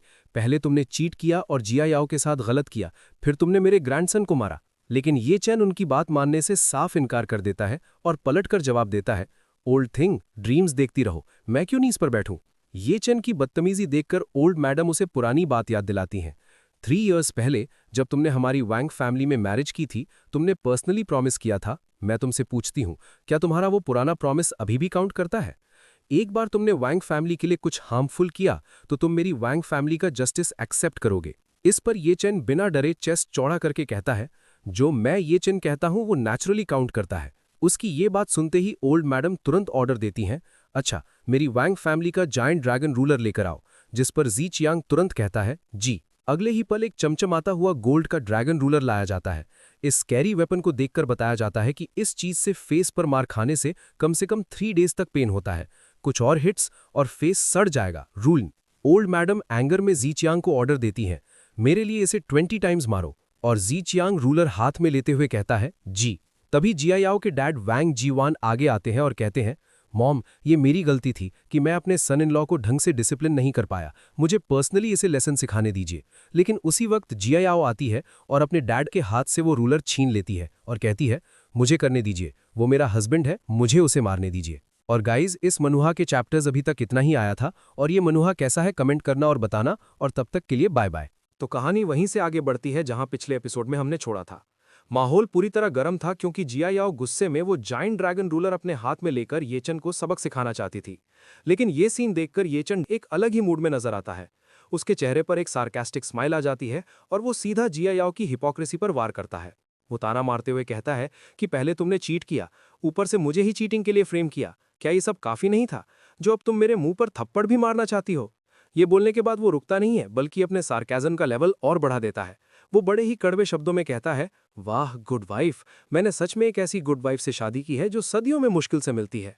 ये चिन की एक कड़वी सच्चाई सुनकर जिया याओ को मिर्ची लग जाती है और वो गुस्से में करके मुंह फेर लेती है। लेकिन अगले ही पल अपनी ईगो को सेटिस्फाई करने के लिए और वहां मौजूद लोगों के सामने अपनी पावर दिखाने के लिए वो जोर से ऐलान करती है कि ये उसका हस्बैंड है और अगर कोई इसे मारेगा तो वो हक सिर्फ उसका है। अपने इस एक्शन को जस्टिफाई करते हुए वो मन ही मन सोचती है कि आखिर येचन उसका आदमी है, वो दूसरों को उसे कैसे मारने दे सकती है, क्योंकि अगर कोई और उसे मारेगा तो ये इनडायरेक्टली उसके खुद के मुंह पर थप्पड़ होगा। जिया याओ अभी अपनी ये जस्टिफिकेशन दे ही रही थी कि तभी सिनेरियो चेंज होता है। अचानक पास खड़ा शाओ जिये आगे लपकता है और बिना किसी वार्निंग के झटके से जिया याओ के हाथ से वो ड्रैगन रूलर छीन लेता है। उसका गुस्सा अब कंट्रोल से बाहर हो चुका था। वो लाल होकर येचन पर चिल्लाता है, येचन साले कुत्ते। हथियार हाथ में आते ही शाओ जिये का कॉन्फिडेंस आसमान छू लेता है और वो पूरी ताकत से येचन की तरफ बढ़ता है। वो धमकी देता है कि तेरी हिम्मत कैसे हुई मुझे मारने की, देख आज मैं तेरा चेहरा कैसे बिगाड़ता हूं। वो रूलर हवा में लहराते हुए येचन पर हमला कर देता है। लेकिन इससे पहले कि वो रूलर येचन को लगती, कहानी में एक ट्विस्ट आता है। येचन बिजली की तेजी से उसका हाथ हवा में ही पकड़ लेता है। इस पॉइंट पर शाओ जिये अभी कुछ समझ पाता या रिएक्ट कर पाता, उससे पहले ही येचन पलटवार करते हुए एक जोर का थप्पड़ सीधा शाओ जिये के मुंह पर जड़ देता है। ये थप्पड़ इतना जोरदार था कि शाओ जिये दर्द से चीख पड़ता है। ये नज़ारा देखकर वहां मौजूद सारे गेस्ट शॉक हो जाते हैं। किसी को यकीन नहीं होता कि वैंग फैमिली के घर जमाई ने सच में वैंग फैमिली के ही पोते पर हाथ उठा दिया। लोग आपस में फुसफुसाने लगते हैं कि ओ माय गॉड ये क्या हो गया। अपने पोते को पिटते देख ओल्ड मैडम वैंग का गुस्सा हाई लेवल पर पहुंच जाता है। वो चीख पड़ती हैं, बास्टर्ड, तुझे अंदाजा भी है कि यहाँ कितने ब्यूरो चीफ्स और डायरेक्टर्स मौजूद हैं? वो येचन को कॉन्सिक्वेंसेज याद दिलाते हुए डराती हैं कि वो लोग तुझे यहीं स्पॉट पर अरेस्ट कर सकते हैं और जेल में डाल सकते हैं। इतनी बड़ी धमकी सुनने के बावजूद येचन बिल्कुल रिलैक्स खड़ा रहता है। वो बड़े ठंडे दिमाग से जवाब देता है कि मुझे लगता है यहाँ मौजूद सारे गेस्ट ने साफ साफ देखा होगा। वो वैंग शाओजी था जिसने पहले मुझ पर वेपन से अटैक किया। अपनी सफाई देते हुए वो क्लियर करता है कि मैं तो बस सेल्फ डिफेंस कर रहा था। तभी भीड़ में से एक गेस्ट आगे आता है और सिचुएशन को और कॉम्प्लिकेट करते हुए कहता है कि लेकिन तुमने अभी कहा था कि तुम वैंग फैमिली का जस्टिस मानने को तैयार हो, पर जब पनिश होने की बारी आई तो तुम अपनी बात से पलट गए। वो आदमी येचन को जज करते हुए सवाल उठाता है कि इतना अनरिलायबल होना क्या तुम्हें लगता है ये किसी मर्द को शोभा देता है? उसकी हाँ में हाँ मिलाते हुए बाकी गेस्ट्स भी बोल पड़ते हैं कि बिल्कुल सही, ये बंदा अपनी बात का पक्का नहीं है। इसी बात को आगे बढ़ाते हुए येचन उनकी बात काटता है और अपनी शर्त रखता है। वो कहता है कि मैं वैंग फैमिली का जस्टिस मानने के लिए तैयार हूं, लेकिन शर्त यह है कि मैंने कुछ गलत किया हो। ये सुनते ही ओल्ड मैडम वैंग गुस्से से फट पड़ती हैं और चिल्लाती हैं कि तुमने जिया याओ की पीठ पीछे बाहर औरतों को ढूंढा और मेरे पोते को भी पीटा, क्या ये काफी नहीं है? लेकिन ये बात सुनकर अब येचन का कंट्रोल खत्म हो जाता है। वो पूरी डिटर्मिनेशन के साथ सबके सामने सच्चाई रखता है कि इन 3 सालों में मैंने वैंग जिया याओ को पूरे दिल से चाहा है, कभी मेरा ध्यान इधर उधर नहीं भटका। फिर वो चिल्लाकर असली सच बाहर लाता है कि चीटिंग करने वाली तो आपकी पोती है। कल ही उसने जिया हुआ होटल में फैंग चाओ के साथ रूम लिया था। आप चाहें तो रूम रिकॉर्ड्स चेक करवा सकती हैं। ये नाम सुनते ही भीड़ के बीच हंगामा मच जाता है। सब हैरान होकर बातें करने लगते हैं कि फैंग चाओ, क्या ये फैंग फैमिली का सेकंड यंग मास्टर फैंग चाओ है? कोई और बीच में बोल पड़ता है कि मैंने बहुत पहले सुना था कि वैंग फैमिली अपने दामाद के लिए फैंग फैमिली के किसी लड़के को ढूंढ रही थी। लगता ये सच है। भीड़ में गॉसिप शुरू हो जाती है कि वैंग फैमिली और फैंग फैमिली का सोशल स्टेटस वाकई मैच करता है, लेकिन वैंग जिया याओ को दूसरी शादी करने से पहले डिवोर्स तो ले लेना चाहिए था ना। शादीशुदा होते हुए चीटिंग करना सही नहीं है ना। कुछ लोग जिया याओ पर ताना मारते हुए हंसते हैं कि ऐसा लगता है युनजू की नंबर 1 ब्यूटी उतनी भी शरीफ नहीं है जितना लेजेंड्स में सुनने को मिलता है। अपनी इज्जत उछलते देख जिया याओ घबरा जाती है और तुरंत कवर अप करने लगती है। वो ग्रैंडमा और सब लोगों से कहती है कि इसकी बकवास मत सुनिए, मैं कल फैंग चाओ से सिर्फ बिजनेस डिस्कस करने मिली थी। वो खुद को बचाने के लिए लॉजिक देती है कि आप सबको पता ही होगा कि हमारा डिंगचेंग रियल एस्टेट आजकल कैपिटल रेस कर रहा है, मैं बस यंग मास्टर फैंग के पास फाइनेंसिंग डिस्कस करने गई थी। जिया याओ के इस बात पर येचन तुरंत पलटवार करता है और सीधा सवाल पूछता है कि क्या बिजनेस डिस्कस करने के लिए तुम्हें होटल रूम लेने की जरूरत थी? क्या बात करने के लिए बाथरोब पहनना जरूरी था? वो भीड़ की तरफ इशारा करते हुए कहता है कि क्या तुमने यहां सबको बेवकूफ समझ रखा है? माहौल गर्मा ही रहा था कि तभी कुछ लोग दरवाजे की तरफ देखकर चिल्ला उठते हैं, अरे यंग मास्टर फैंग आ गए। एक और आदमी हंसता और कहता है, परफेक्ट टाइमिंग, शैतान का नाम लिया और शैतान हाजिर। फैंग चाओ वहां पहुंचता है और पूछता है कि यहां सबके साथ क्या चल रहा है। फैंग चाओ को देखते ही जिया याओ दौड़कर उसके पास जाती है और बेचारी बनने का नाटक करते हुए कहती है कि यंग मास्टर फैंग, हमारा ये घर जमाई जबरदस्ती मुझ पर इल्जाम लगा रहा है कि मेरा आपके साथ अफेयर चल रहा है। वो रिक्वेस्ट करते हुए उससे कहती है कि जल्दी से सबको बता दीजिए कि कल मैं सच में आपसे बिजनेस डिस्कस करने ही आई थी। जिया याओ की बात सुनकर फैंग चाओ मन ही मन गुस्से से उबल पड़ता है। वो सोचता है कि ये सॉफ्ट राइस खाने वाले बेकार आदमी ने सच में इतने लोगों के सामने मेरा और वैंग जिया याओ का मैटर खोल दिया। लेकिन ऊपर से शांत रहते हुए वो भीड़ को संभालता है और कहता है कि आप सब लोग प्लीज इस बेकार आदमी ये चन की बातों पर ध्यान मत दीजिए। जिया याओ और मैं इनोसेंट है। वो सफाई देते हुए बोलता है कि कल ये मेरे पास बस एक डॉक्यूमेंट डिलीवर करने आई थी। फिर वो पूरी अकड़ के साथ ये चन की तरफ मुड़ता है और चैलेंज करता है कि ये चन, तुम कह रहे हो कि मेरा जिया याओ के साथ अफेयर है, लेकिन क्या तुम्हारे पास कोई वीडियो या फोटो एविडेंस है? ये बोलते हुए वो मन ही मन खुश होता है क्योंकि उसे पता है सबूत मिट चुके हैं। वो सोचता है कि और जो एक रिकॉर्डिंग इसे प्रूव कर सकती थी वो मैंने अपने कनेक्शंस यूज करके डिलीट करवा दी है। वो कॉन्फिडेंट होकर सोचता है कि कल होटल में ये चन ने अपना फोन निकालकर फोटो या रिकॉर्डिंग नहीं की थी। वो देखना चाहता है कि ये live in son in law आखिर कहना क्या चाहता है। अपनी बात को और स्ट्रांग करने के लिए फैंग चाओ सबके सामने एक नई कहानी बनाता है। वो कहता है कि दोस्तों, ये चन मेरे बारे में ये झूठी अफवाह एक्चुअली एक दूसरी वजह से फैला रहा है। वो ये चन की बेइज्जती करने के लिए बताता है कि शायद सबको नहीं पता, लेकिन वैंग फैमिली का ये घर जमाई पार्ट टाइम फूड डिलीवरी का काम भी करता है। फिर वो एक झूठा किस्सा सुनाता है कि कल मैंने कुछ खाना ऑर्डर किया था और इत्तेफाक से ये वही डिलीवरी बॉय निकला। भीड़ को अपनी तरफ करते हुए वो कहता है कि किसने सोचा था इसका एटीट्यूड इतना टेरेबल होगा। उसने मेरा ऑर्डर किया हुआ खाना जमीन पर फेंक दिया। वो बात खत्म करते हुए कहता है कि इसीलिए मैंने इसे 1 स्टार बैड रेटिंग दे दी। बस यही वजह है इसके गुस्से की। अपनी बात को साबित करने के लिए वो तुरंत भीड़ में माँ उनकी तरफ इशारा करता है और कहता है कि इत्तेफाक से तुवान तुवान डिलीवरी के एजेंट बॉस माँ भी यहीं मौजूद है। फिर वो बॉस माँ से कहता है कि बॉस माँ, जरा इसके कल के डिलीवरी रिकॉर्ड्स चेक कीजिए। ये सुनते ही बॉस माँ अपना फोन निकालते हैं और चेक करके कंफर्म करते हुए कहते हैं कि यंग मास्टर फैंग बिल्कुल सही कह रहे हैं, कल इसे सच में एक 1 स्टार बैड रेटिंग मिली थी। वो डिटेल देते हुए आगे बोलते हैं कि और वजह थी इसका घटिया एटीट्यूड, इसने डिलीवरी जमीन पर फेंक दी थी, बिल्कुल वैसा ही जैसा यंग मास्टर फैंग ने बताया। और ये बात सुनते ही वहां मौजूद गेस्ट्स ये चन को घिनौनी नजरों से देखने लगते हैं और कमेंट्स पास करते हैं कि वाह, इस घर जमाई की सोच तो सच में कितनी घटिया है। कोई और ऐड करता है कि सही बात है, नीचे लोग ऐसे ही होते हैं, बिल्कुल नाली के चूहों की तरह। तीसरा बंदा कंक्लूड करता है कि तो ये सब बैड रेटिंग का बदला था, सच में कितना लो क्लास इंसान है। सबकी बातें सुनकर ये चंद सीधा जियायाओ की तरफ देखता है और सवाल करता है कि मैंने वो डिलीवरी जमीन पर क्यों फेंकी थी, क्या तुम इस बात को एक्सप्लेन करने में मदद नहीं करोगी। लेकिन जियायाओ उस पे ही इल्जाम लगा देती है और कहती है कि ये इसलिए हुआ क्योंकि तुम अपने काम में मेहनती नहीं हो, तुम्हारी बर्दाश्त करने की क्षमता बहुत कमजोर है। और उसके मुंह से ये बात सुनकर ये चंद जोर जोर से हंसने लगता है। वो हंसते हुए ताना मारता है, वाह क्या बात है, काम में मेहनती नहीं, क्या बर्दाश्त करने की क्षमता है। फिर वो मन में अफसोस करता है कि ये चन, इस मतलबी औरत से तुम्हें अभी भी क्या उम्मीदें बची हैं। इसके बाद वो सीरियस होकर सबके सामने पूछता है कि तुम लोग कहते हो मैं बाहर औरतों को ढूंढ रहा हूं, क्या तुम्हारे पास कोई सबूत है। ये सुनते ही ओल्ड मैडम वैंग सवालिया नजरों से जियायाओ की तरफ देखती हैं, जिसके जवाब में जियायाओ डर के मारे अपना सर ना में हिला देती है। सबूत ना होने पर ओल्ड मैडम वैंग बात बदल देती हैं और कहती हैं कि चूंकि तुमने से किसी के पास सबूत नहीं है तो इस मैटर को यहीं खत्म करते हैं, लेकिन तुमने मेरे पोते को मारा, ये बात ऐसे ही खत्म नहीं की जा सकती। और ये बात सुन के ये चंद जवाब देता है कि उसने ल्यूवियन रेजिडेंशियल कम्युनिटी के एंट्रेंस पर मुझ पर चाकू से हमला किया था। वो लॉजिक देते हुए कहता है कि वहाँ कैमरेज लगे हैं और कम्युनिटी सिक्योरिटी भी गवाही दे सकती है। मैं कानून के दायरे में रहकर बस खुद को बचा रहा था। वो सीधा चैलेंज करता है कि अगर आप इस बात को आगे बढ़ाना चाहती हैं तो चलिए पुलिस को बुला लेते हैं, अगर मैं अंदर गया तो मैं गारंटी देता हूं कि वो भी बचकर नहीं निकल पाएगा। ये सुनकर ओल्ड मैडम वैंग तिलमिला उठती हैं और ताना मारती हैं कि ठीक है, 3 साल मेरी वैंग फैमिली की रोटियां तोड़कर तुम काफी काबिल हो गए हो। वो गुस्से में पूछती हैं कि मेरे पोते को मारने के बाद क्या अगला कदम मुझे मारने का है। लेकिन ये बात सुनकर ये चंद शांति से कहता है कि ओल्ड मैडम वैंग, मैंने हमेशा आपकी इज्जत की है। वो वादा करते हुए बोलता है कि मैं आपसे प्रॉमिस करता हूं कि जब तक वैंग शाओजी ये फ्यूचर में मुझे पहले प्रवोक नहीं करेगा, मैं उससे बिल्कुल भी पंगा नहीं लूंगा। फिर वो अपनी आखिरी मांग रखता है कि मेरी बस एक ही रिक्वेस्ट है, मैं उम्मीद करता हूं कि आप मुझे और वैंग जियायाओ को डिवोर्स लेने की इजाजत दे देंगी। डिवोर्स का नाम सुनते ही ओल्ड मैडम वैंग गुस्से में कहती हैं, अच्छा है, बहुत अच्छा। फिर वो जोर से ऐलान करती हैं, दोस्तों आप सब जानते हैं कि 3 साल पहले मेरी वैंग फैमिली ने एक घर जमाई को अपनाया था। ये शादी मेरे लेट हस्बैंड ने तय की थी। इन 3 सालों में हालांकि जियायाओ खुश नहीं थी। वो अपनी बात कंटिन्यू करती हैं, बड़े बुजुर्गों की आखिरी ख्वाहिश पूरी करने के लिए जियायाओ के पेरेंट्स ने मुझसे कई बार डिवोर्स की बात की, लेकिन मैंने हर बार मना कर दिया।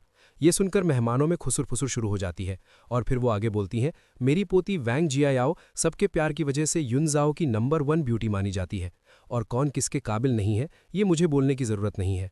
फिर वो अपना आखिरी फैसला सुनाती हैं कि आज इस ये चन ने मेरे पोते को मारा और मेरी पोती और फैंग फैमिली के दोस्त को बदनाम किया। वो चिल्लाकर डिक्लेयर करती हैं, मैंने फैसला किया है कि मैं अब अपने लेट हस्बैंड की आखिरी ख्वाहिश को और नहीं मानूंगी। मैं ऐलान करता हूं कि ये चन अब से मेरी वैंग फैमिली का दामाद नहीं रहेगा। इसी वक्त से उसे मेरी वैंग फैमिली से बाहर निकाला जाता है। ये सुनते ही जी चियांग वेटर को ऑर्डर देता है, वेटर सेलिब्रेशन के लिए सबको ड्रिंक सर्व करो। और फिर उसके बाद माहौल बदल जाता है। वेटर सभी को वाइन सर्व करता है और जैसे कि एक्सपेक्टेड था, वोंग फैमिली के फैसले से खुश होकर सारे गेस्ट्स उन्हें बधाई देने लगते हैं। मुबारक हो ओल्ड मैडम वोंग, मुबारक हो जियायाओ, सब एक सुर में बोलते हैं और माहौल में गजीब सी खुशी छा जाती है। लोगों का कहना था, बधाई हो, एक बेकार इंसान से छुटकारा मिल गया। आखिरकार अब आप जियायाओ के लिए कोई बराबर का रिश्ता ढूंढ सकती हैं। उनकी बातों से साफ लग रहा था कि वो ये चन को कभी भी इस फैमिली का हिस्सा मानते ही नहीं थे। तभी इस सेलिब्रेशन के बीच वोंग जियायाओ की मां सू लान आगे आती हैं और अटेंशन ग्रैब करते हुए कहती हैं, आप सबका शुक्रिया, वैसे मैं सबको एक खुशखबरी देना चाहती हूँ। वो बड़े गर्व से कहती हैं, हमारी जियायाओ और ये चेन पिछले 3 सालों से अलग अलग सोए हैं। इसने हमारी जियायाओ का हाथ तक नहीं छुआ है। और बात को और क्लियर करते हुए वो जोर देकर कहती हैं, जियायाओ अभी तक वर्जिन है। इस पॉइंट पर अपनी माँ की ये बात सुनकर जियायाओ शर्म से लाल हो जाती है, मॉम। लेकिन ये बात सुनकर ये चन मन ही मन सोचता है कि ये और कुछ नहीं, बस बिजनेस है। वो एनालाइज करता है, ये वोंग जियायाओ की चॉइस है, फैमिली द्वारा किसी सामान की तरह आका जाना, ताकि आखिर में सबसे ज्यादा बोली लगाने वाला उसे खरीद सके। मतलब साफ था, उसकी वर्जिनिटी का ढिंडोरा पीट कर वो उसका मार्केट वैल्यू बढ़ा रहे थे। इसके बाद ये चन भी वहां रखा एक वाइन ग्लास उठा लेता है, लेकिन पीने के लिए नहीं। वो ग्लास जियायाओ की तरफ बढ़ाते हुए एक आखिरी सार्केस्टिक कमेंट पास करता और कहता है, वोंग जियायाओ, तुम्हें मुबारक हो, आखिरकार तुम अपने लिए एक ऐसा मर्द ढूंढ सकती हो जो तुम्हारे बराबर का हो। और ये बात सुन के जिया याओ अपनी पुरानी अकड़ में वापस आ जाती है। उसे लगता है कि ये चेन अभी भी उसके हाथ से निकलने से डर रहा है, इसलिए वो अकड़ कर कहती है, अगर तुम अभी घुटने टेको और मुझसे भीख मांगो तो शायद मैं दादी से रिक्वेस्ट करूंगी कि फिलहाल तुम्हें डिवोर्स ना दें। उसकी ये बात सुनकर ये चेन गुस्से और नफरत से भरा जवाब देता है। वो उसकी गलतफहमी दूर करते हुए कहता है, तुमने मुझे धोखा दिया और उल्टा चाहती हो कि मैं घुटने टेक कर तुमसे भीख मांगू। बात घूम फिरकर यहीं आ जाती है कि ये चेन की नज़र में अब जिया याओ की कोई इज्जत नहीं बची थी, और फिर वो वाइन ग्लास को पलटकर सारी शराब जमीन पर बहा देता है, जो कि एक सीधा अपमान था, और आगे कहता है, तुम इस काबिल नहीं हो। और दोस्तों, इसी जबरदस्त सीन और ये चेन के इस फाइनल रिजेक्शन के साथ ये चैप्टर यहीं पर खत्म होता है। मिलते हैं अगले एपिसोड में, तब तक के लिए बाय बाय। तो जैसा कि हमने पिछले एपिसोड के आखिर में देखा था, माहौल पूरा बदल गया है। ये चैन वांग जियाओ को ताना मारते हुए कहता है, वांग जियाओ, तुम्हें बहुत बहुत कॉन्ग्रेचुलेशंस। चलो, आखिरकार तुम्हें वैसा बंदा मिल ही गया जो तुम्हारे लेवल का है। ये बात सुनते ही जियाओ का एटीट्यूड और भी बढ़ जाता है। उसे लगता है कि ये चैन हार मान रहा है, इसलिए वो अपनी शर्त रखते हुए कहती है, देखो, अगर तुम अभी मेरे सामने घुटनों पर बैठकर मुझसे भीख मांगो तो शायद मैं ग्रैंडमा से बात करूं कि वो फिलहाल तुम्हें डिवोर्स ना दें। मतलब साफ था, वो चाहती थी कि ये चैन उसके पैरों में गिरे, लेकिन ये चैन उसकी इस गलतफहमी को दूर करते हुए तुरंत जवाब देता है, धोखा तुमने दिया, रिश्ता तुमने तोड़ा, और अब तुम चाहती हो कि मैं तुम्हारे सामने घुटनों पर गिरकर माफी मांगूं? ये उम्मीद करना भी बेकार है। इस पॉइंट पर ये चैन अपने हाथ में पकड़े वाइन ग्लास को हल्का सा घुमाता है और बिना कोई इमोशन दिखाए पूरी वाइन नीचे जमीन पर गिरा देता है। ये एक्शन बस वाइन गिराना नहीं, बल्कि उस रिश्ते का आखिरी कतरा खत्म करना था। वो बस इतना कहता है, तुम इस लायक बिल्कुल नहीं हो। और ये चैन का ये रवैया देखकर जियाओ का गुस्सा 7वें आसमान पर पहुंच जाता है। उसे यकीन नहीं हो रहा था कि जो इंसान कल तक उसकी हर बात मानता था, आज वो उसे रिजेक्ट कर रहा है। वो मन ही मन सोचती है, ये चैन, ये नीच और घटिया आदमी, ये आज पागल हो गया है क्या? ये तो सीधा बगावत पर उतर आया है। गुस्से और बेइज्जती से तिलमिलाते हुए वो चिल्लाती है, तुम। लेकिन अपनी बात वहीं रोककर वो तुरंत अपनी ग्रैंडमा की तरफ मुड़ती है, क्योंकि उसे पता है कि असली पावर वहीं है। वो शिकायत करते हुए कहती है, ग्रैंडमा, इसे सिर्फ डिवोर्स देकर छोड़ देना तो इसके लिए बहुत बड़ा छुटकारा होगा। इसे इतनी आसानी से जाने नहीं दे सकते, इसने हमारी बेइज्जती की है। पास खड़ा शाओजिए, जो पहले से ही ये चैन से चिढ़ा हुआ था, वो भी मौके का फायदा उठाते हुए हाँ में हाँ मिलाता है। वो अपना सूजा हुआ चेहरा सबको दिखाते हुए कहता है, सिस्टर जियाओ बिल्कुल सही कह रही हैं, हमें इससे सबक सिखाना ही होगा। जरा मेरा चेहरा तो देखिए, इसने क्या हाल किया है। ये सिर्फ मेरी चोट नहीं, वैंग फैमिली पर हमला है। अपने पोते की ये हालत और पूती की बेइज्जती देखकर ओल्ड मैडम वांग का फैसला और भी सख्त हो जाता है। उनके लिए ये अब सिर्फ डिवोर्स का मामला नहीं, बल्कि फैमिली की नाक का सवाल बन गया था। वो कहती हैं, टेंशन मत लो, मेरे वैंग फैमिली के लोगों को बुली करना इतना आसान नहीं है। फिर वो वहां खड़े सभी मेहमानों को एड्रेस करते हुए जोर से बोलती हैं, ताकि सब सुन सकें, आप सब सुनिए, इस ये चैन ने मेरी पोती की जवानी के कीमती 3 साल बर्बाद किए हैं, और तो और मेरे पोते को भी पीटा है। इसने हमारे भरोसे का गलत फायदा उठाया है। वो अपनी बात को और वजन देते हुए आगे कहती हैं, मेरी वैंग फैमिली पिछले काफ़ी सालों से युनजू में है, हमारी भी कुछ इज्जत और रेपुटेशन है यहाँ। अगर हमने इसे ऐसे ही जाने दिया तो मुझे डर है कि फ्यूचर में लोग हमारी वैंग फैमिली को सीरियस लेना बंद कर देंगे। लोग सोचेंगे कि हम कमज़ोर पड़ गए हैं। इसलिए वो सबके सामने एक रिक्वेस्ट रखती है, यहाँ मौजूद आप सभी लोग युनजू की अलग अलग इंडस्ट्रीज़ के बिग शॉट्स हैं, आप लोगों का एक रुतबा है।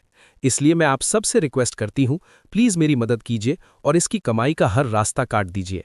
इसे एहसास होना चाहिए कि हमसे टकराने का अंजाम क्या होता है। ग्रैंडमा वांग की ये बात सुनते ही वहाँ खुसफुस शुरू हो जाती है। लोग आपस में हैरानी से बातें करने लगते हैं। वैंग फैमिली ये चैन का लाइवलीहुड खत्म करना चाहती है। मतलब ये चाहते हैं कि ये चैन युनजू में खाना तक न खा सके। ये तो सीधा पेट पर लात मारने वाली बात हो गई। कोई कहता है, आखिरकार एक घर जमाई ने वैंग फैमिली की नाक कटवा दी है और ऊपर से खुद डिवोर्स भी मांग रहा है, गुस्सा तो आएगा ही। तो कोई दूसरा बंदा हैरान होकर बोलता है, पर वो बस एक छोटा सा live in son in law ही तो है, क्या इतना बड़ा एक्शन लेना जरूरी है? ये तो शेर का शिकार करने के लिए पूरी फौज बुलाने जैसा है। तभी इस डिस्कशन को तोड़ते हुए भीड़ से फांग चाओ आगे आता है। वो वैंग फैमिली के नज़रों में अच्छा बनने का ये मौका नहीं छोड़ना चाहता और ऐलान करता है, फांग फैमिली को रिप्रेजेंट करते हुए मैं वैंग फैमिली को सपोर्ट करने के लिए तैयार हूँ। भीड़ में लोग उसे तुरंत पहचान लेते हैं, अरे ये तो फांग फैमिली का बड़ा बेटा है, वही फैमिली जिनका युनजू में अफोर्डेबल लग्जरी होटल चेन्स का सबसे बड़ा शेयर है। इनका सपोर्ट मिलना मतलब बहुत बड़ी बात है। अपनी पावर शो करते हुए फैंग चाओ ये चैन को धमकी देता है, मैं गारंटी देता हूं कि आज के बाद युनजू में 4 स्टार से नीचे का कोई भी होटल या गेस्ट हाउस तुम्हें चेक इन नहीं करने देगा। तुम्हें सर छुपाने की जगह तक नहीं मिलेगी। वो एक स्टेप और आगे बढ़ता है और गंदे तरीके से मुस्कुराता है। उसके दिमाग में ये चैन के लिए सिर्फ नफरत है। वो मन ही मन कहता है, ये चैन, फ्यूचर में मैं ना सिर्फ तुम्हारी बीवी के साथ सोऊंगा बल्कि तुझ जैसे बच्चे को जमीन पर रेंगने और मुझसे भीख मांगने पर मजबूर कर दूंगा। तेरी औकात मैं तुझे दिखाऊंगा। फैंग चौ की बात खत्म होते ही मानो जैसे कंपटीशन शुरू हो गया हो, एक और आदमी आगे आता है। सब लोग सुनिए, मैं जोंग वेई हूं, लू वाई लू, शान वाई शान और त्यान कियान त्यान रेस्टोरेंट्स का ओनर। वो अपनी पावर और एक्सपीरियंस दिखाते हुए कहता है, मैं पिछले 20 सालों से युनजू के केटरिंग बिजनेस में हूं। मैं भी वैंग फैमिली का सपोर्ट करने के लिए तैयार हूं ताकि ये चैन की कमाई बंद की जा सके। इस शहर में खाना मिलेगा या नहीं, ये मैं डिसाइड करूंगा। फिर वो कॉन्फिडेंस के साथ कहता है, इस सर्कल में मेरे जितने कनेक्शंस हैं उसके दम पर मैं ये कह सकता हूं कि ये चैन युनजू के किसी भी रेस्टोरेंट में पार्ट टाइम काम भी नहीं कर पाएगा। वेटर बनना तो दूर, इसे झूठे बर्तन धोने का काम भी नहीं मिलेगा। अभी वो चुप हुआ ही था कि तभी माकुन, जो खुद को पीछे नहीं रखना चाहता था, वो भी आगे आता है और कहता है, छोटे भाई माकुन, जो युनजू में त्वान त्वान डिलीवरी का जनरल एजेंट है, मैं भी ये चैन की लाइवलीहुड काटने में वैंग फैमिली का साथ दूंगा। वो ये चैन को सीधी वार्निंग देते हुए कहता है, ये चैन, अब फूड डिलीवरी करने के बारे में सोचना भी मत। सिर्फ हमारी त्वान त्वान डिलीवरी ही नहीं, तुम किसी और सर्विस के लिए भी डिलीवरी नहीं कर पाओगे। हर दरवाजा तुम्हारे लिए बंद हो चुका है। इतने सारे लोगों को अपने खिलाफ खड़ा देखकर ये चैन घबराता नहीं है, बल्कि आराम से काउंट करने लगता है। होटल, वेटर, फूड डिलीवरी, ये 2 इंडस्ट्रीज तो मुझे पूरी तरह ब्लैकलिस्ट कर चुकी हैं। इन्होंने पूरा जोर लगा दिया है। फिर वो मजाक उड़ाने वाले अंदाज में सवाल करता है, क्या और कोई इंडस्ट्री बची है? अगर है तो वो भी सामने आ जाए। ये सुनते ही एक आदमी आगे आता है और चिल्लाता है, मैं गोल्डन माइंड केटीवी का सीईओ हूं। तुम युनजू के किसी भी केटीवी या बार में वेटर बनने का सपना भी मत देखना। एंटरटेनमेंट इंडस्ट्री में तुम्हारे लिए कोई जगह नहीं है। ये सब सुनकर ये चैन जोर से हंसता है। उसे इनकी ये कोशिशें बच्चों का खेल लगती हैं। बहुत बढ़िया, क्या और कुछ भी है? सब एक साथ ही बोल दो। तभी शाओजे को कुछ याद आता है। उसे रियलाइज होता है कि ये चैन सिर्फ एक ऑर्डिनरी आदमी नहीं है। वो सोचता है, रुको, ये कमीना ये चैन लड़ने में बहुत तेज है। क्या ये बॉडीगार्ड बनने के लिए अप्लाई करेगा? अगर इसने ये किया तो हमारा प्लान फेल हो सकता है। वो सबको वार्न करते हुए कहता है, दोस्तों सावधान रहिए। ये चैंग ये जानवर कुंफू जानता है और इसकी स्किल्स एक्स्ट्राऑर्डिनरी है। मुझे लगता है ये युनजू के अमीर लोगों के पास जाएगा और उनका प्राइवेट बॉडीगार्ड बनने के लिए अप्लाई करेगा। इस रास्ते को रोकना जरूरी है। फिर वो भीड़ से पूछता है, आप में से कौन इसका ये रास्ता भी बंद कर सकता है? कौन है जिसका इन्फ्लुएंस सभी अमीर लोगों पर चलता हो? ये सुनकर हॉल में अचानक शांति छा जाती है और लोग आपस में फुसफुसाने लगते हैं। युनजू में तो बहुत सारे अमीर लोग हैं, कोई भी ये दावा नहीं कर सकता कि वो युनजू के सभी अमीर लोगों को जानता है और उनके सामने अपनी चला सकता है ना? ऐसा कोई एक इंसान तो मुश्किल ही मिलेगा। तभी सीन शिफ्ट होता है और हमारी नजर एक सोफे पर बैठी एक बेहद खूबसूरत लड़की पर पड़ती है, जो इन सबसे बेखबर शान से बैठी थी। उसकी मौजूदगी ही बता रही थी कि वो इन सबसे अलग है। उस लड़की को देखते ही वैंग ज़ीचियांग के होश उड़ जाते हैं। वो दंग रह जाता है और मन में सोचता है, ये खूबसूरत लेडी कौन है? ये कब आई? मैंने नोटिस क्यों नहीं किया? अगले ही पल उसे एहसास होता है कि ये कोई मामूली मेहमान नहीं है और वो घबरा कर तेजी से आगे बढ़ता है। ओह, प्रेसिडेंट किन कब आई? मुझे माफ़ कर दीजिए कि मैंने डोर से आपका वेलकम नहीं किया। प्लीज़ मुझे माफ़ कर दीजिए, मुझसे बहुत बड़ी गलती हो गई। माकुन उसे पहचान नहीं पाता और हैरानी से पूछता है, प्रेसिडेंट वैंग, ये ब्यूटी कौन है? हमें भी इंट्रोड्यूस करवाइए। आखिर ये हैं कौन जिनके लिए आप इतने परेशान हो रहे हैं? ज़ीचियांग उसे घूरते हुए सोचता है, माकुन, तुम सच में युनजाओ में गवार ही रह गए हो। तुम इस लेडी को नहीं जानते। तुम्हारी इग्नोरेंस तुम्हें महंगी पड़ेगी। फिर वो सबको इंट्रोड्यूस कराते हुए गर्व से कहता है, ये हुआशेंग ग्रुप की फेमस वाइस प्रेसिडेंट है, किन होंगयांग। प्रेसिडेंट किन, इनका नाम ही काफी है। नाम सुनते ही पूरे हॉल में हंगामा मच जाता है। सबके चेहरों पर शौक साफ दिखता है। क्या ये इतनी बड़ी ब्यूटी हुआशेंग ग्रुप की वाइस प्रेसिडेंट है? लोग हैरानी से बातें करने लगते हैं। हालांकि हुआशेंग का प्रेसिडेंट हमेशा एक डिवाइन ड्रैगन की तरह रहा है, जिसकी सिर्फ परछाई दिखती है पर चेहरा नहीं। इसलिए मैंने सुना है कि प्रेसिडेंट किन की पावर बहुत ज्यादा है। कंपनी का असली चेहरा यही है। कोई दूसरा ऐड करता है, सही कहा। कंट्री ए में इंटरनेशनली जो हंड्रेड्स ऑफ बिलियंस के बड़े ऑर्डर्स मिले थे, वो सब इन्होंने पर्सनली साइन किए थे। ये कहा जा सकता है कि वो एक आदमी के नीचे पर 10,000 लोगों से ऊपर है। इनकी पावर का कोई मुकाबला नहीं। ये सारी बातें सुनकर ये चैन उस लड़की की तरफ देखता है। उसे याद आता है कि हुआशेंग ग्रुप तो उसकी ही प्रॉपर्टी है। वो मन ही मन सोचता है, ओह, मेरी कंपनी की वाइस प्रेसिडेंट, मतलब ये मेरे लिए काम करती है। इधर वैंग जी चियांग प्रेसिडेंट किन को इम्प्रेस करने का कोई मौका नहीं छोड़ना चाहता। वो मक्खन लगाते हुए बड़ी शान से कहता है, वैसे तो युनजाओ में बहुत सारे अमीर लोग हैं, मेरी वैंग फैमिली ने काफ़ी लोगों से दोस्ती बनाई है, लेकिन हम मुश्किल से सिर्फ 2/3 लोगों को ही जानते हैं। फिर वो आगे कहता है, लेकिन अगर कोई एक ऐसा इंसान है जो युनजाओ के सभी अमीर लोगों को जानता है और उनके साथ अच्छे रिलेशंस रखता है, तो मुझे यकीन है कि पूरे युनजाओ में वो सिर्फ अकेले प्रेसिडेंट किन है। इनकी पहुंच सबसे ऊपर है। मा कुन भी तुरंत हाँ में हाँ मिलाता है। सही बात है, बिल्कुल सही बात है। प्रेसिडेंट किन की स्टनिंग ब्यूटी के साथ वो शायद वो चीज़ है जिन्हें युनजाओ के सारे अमीर लोग जानना चाहते हैं। ये सुनकर किन होंगयांग थोड़ा सार्कास्टिक हो जाती हैं। उन्हें ये चापलूसी पसंद नहीं आई। वो कहती हैं, तुम्हारी बातों से तो ऐसा लग रहा है जैसे मेरा युनजाओ के सारे अमीर लोगों के साथ अफेयर चल रहा है। अपने शब्दों पर ध्यान दो। उसकी ये तीखी बात सुनकर माकुन घबरा जाता है और तुरंत माफी मांगने लगता है। सॉरी, मेरी जबान फिसल गई थी, मेरा वो मतलब नहीं था। लेकिन ऊपर से माफी मांगने के बावजूद माकुन मन ही मन कुछ और ही सोच रहा होता है। वो अपनी लार गटकते हुए गंदी सोच रखता है। इतनी बड़ी ब्यूटी का हुआशेंग का वाइस प्रेसिडेंट बनना, मुझे नहीं लगता कि इन्होंने कुछ तरीके यूज नहीं किए होंगे। जरूर कुछ तो गड़बड़ है। तभी जी चियांग मौका देखते ही अपने मतलब की बात पर आता है। प्रेसिडेंट किन, प्लीज एक्शन लीजिए और इस ये चेन की कमाई काट दीजिए। आपका एक शब्द ही काफी होगा। साथ ही वो मन में कैलकुलेशन करता है, मेरी वैंग फैमिली ने हुआशिंग ग्रुप से 70 मिलियन की फाइनेंसिंग पाने के लिए हाल ही में इस वाइस प्रेसिडेंट किन को काफी सारे बेनिफिट्स दिए हैं। उम्मीद है वो हमारा साथ देंगी। इसी बीच किन होंगयांग अपने बैग से एक सिगरेट निकालती हैं और अपने होठों के बीच दबा लेती हैं। उनका अंदाज बिल्कुल बेपरवाह था। ये देखते ही वहां खड़े सारे मर्द पागलों की तरह अपने अपने लाइटर निकालकर आगे बढ़ते हैं ताकि वो सबसे पहले उनकी सिगरेट जला सके और उनकी नजरों में आ सके। लेकिन किन होंगयांग उन सबको ऐसे इग्नोर कर देती हैं जैसे वो वहां है ही नहीं। वो अपनी उंगली से इशारा करती हैं और भीड़ में खड़े ये चेन को आवाज देती हैं, इधर आओ। ये देखकर ये चेन मन में सोचता है, मेरी कंपनी की ये वाइस प्रेसिडेंट जिससे मैं कभी मिला नहीं हूं, ये थोड़ी इंटरेस्टिंग है। बाकी सबको छोड़कर मुझे बुला रही है। फिर वो पूछता है, तुम्हें क्या चाहिए? किन होंगयान सीधा ऑर्डर देती हैं, तुम मेरे लिए सिगरेट जलाओ। ये सुनते ही सभी लोग दंग रह जाते हैं। वो आपस में फुसफुसाते हैं, प्रेसिडेंट किन ने एक्चुअली उस यूजलेस कचरे को अपनी सिगरेट जलाने के लिए कहा। हम सब यहाँ खड़े हैं और उन्होंने उसे चुना। मुझे समझ नहीं आ रहा उस बेकार कचरे के पास ऐसी क्या खासियत या टैलेंट है। शायद वो उसे नीचा दिखाना चाहती हैं। लेकिन सबको हैरान करते हुए ये चंद सीधा मना कर देता है, मेरे पास लाइटर नहीं है। लोग फिर से शॉक हो जाते हैं, लाइटर नहीं है? यहाँ इतने सारे लाइटर्स मौजूद हैं, क्या तुम्हें मांगना नहीं आता? ये एक्चुअली पब्लिकली युनजाओ की वेल्दी सर्कल की टॉप गॉडेस किन होंगयान को मना कर रहा है। इसकी हिम्मत तो देखो।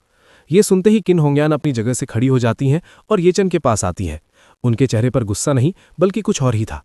वो उसके बिल्कुल करीब आकर पूछती हैं, नाम? और ये बात सुनकर येचन पूछता है, क्या नाम? किन होंगयान फिर से जोर देकर कहती हैं, तुम्हारा नाम। येचन थोड़ा इरिटेटेड टोन में कहता है, क्या तुम्हें सुनाई कम देता है? क्या अभी वांग जीचैंग ने नहीं कहा कि मेरा नाम येचन है? तुम्हें बार बार पूछने की क्या जरूरत है? ये सुनकर वांग जीचैंग गुस्से में चिल्लाता है, बैस्टर्ड, तुम्हें प्रेसिडेंट किन से बदतमीजी करने की परमिशन नहीं है, अपनी हद में रहो। लेकिन किन होंगयान हाथ उठाकर उसे शांत रहने का इशारा करती हैं। उन्हें येचन का ये एटीट्यूड पसंद आ रहा था। वो येचन की ओर करीब आती हैं, इतना करीब कि उनके बीच फासला ना के बराबर रह जाता है।